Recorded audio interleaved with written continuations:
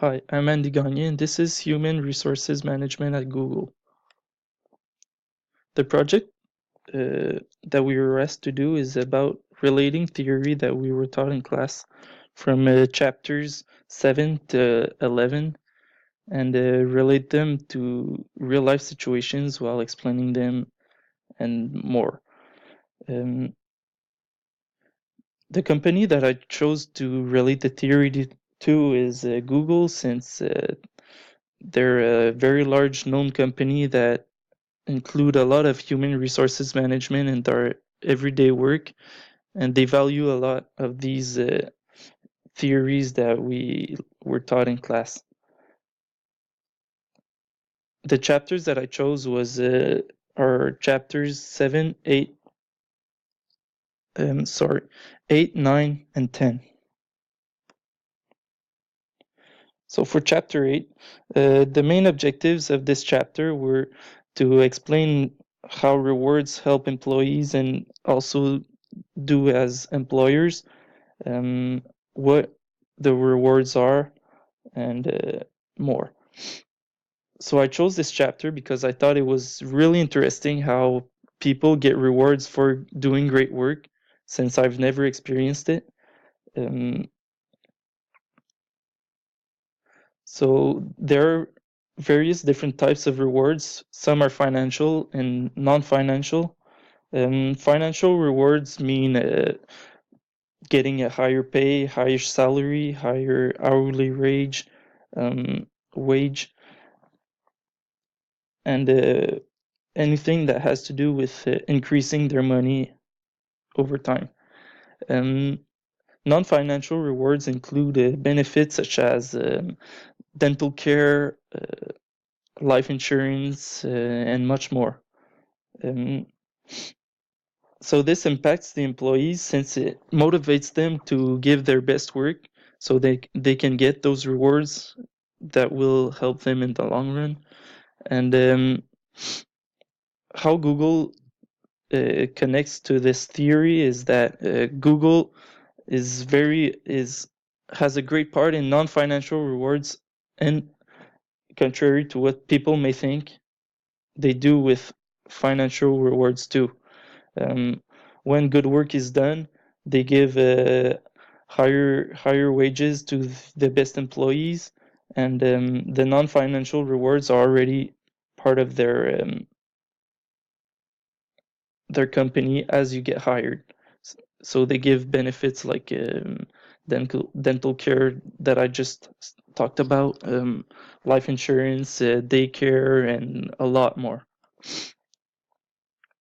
So chapter 9, the main objectives of this chapter were to explain this discipline, the different types of discipline, why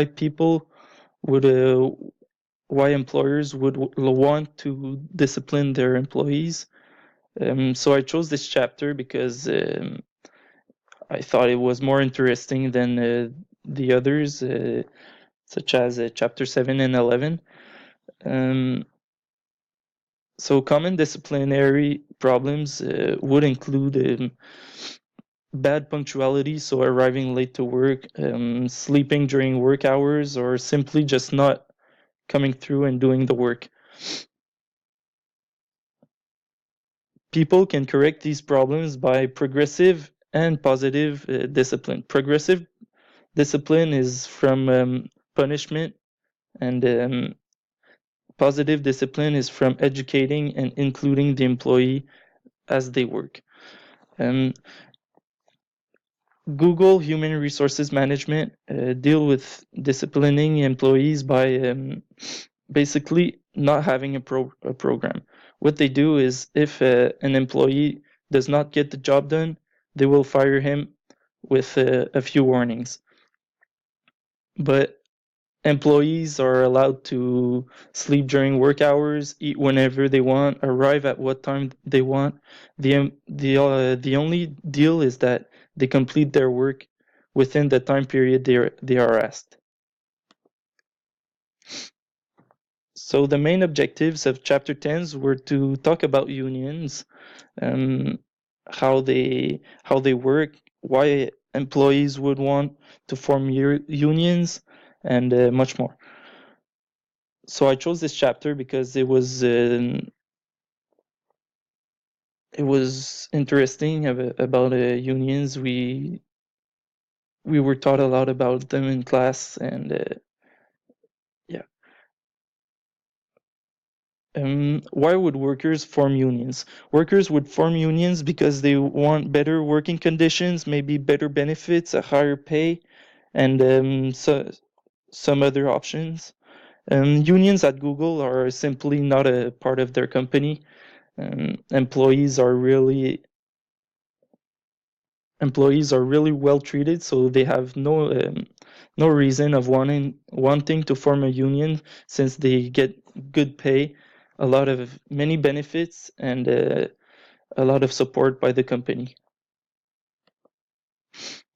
So I like this project the first time around, but the second time a little less, because it became a little repetitive. So what I would change about this project is maybe changing the fact that you need to make a video or whatever, since we already did it at the start of the year. So maybe find another idea for this project. Thank you.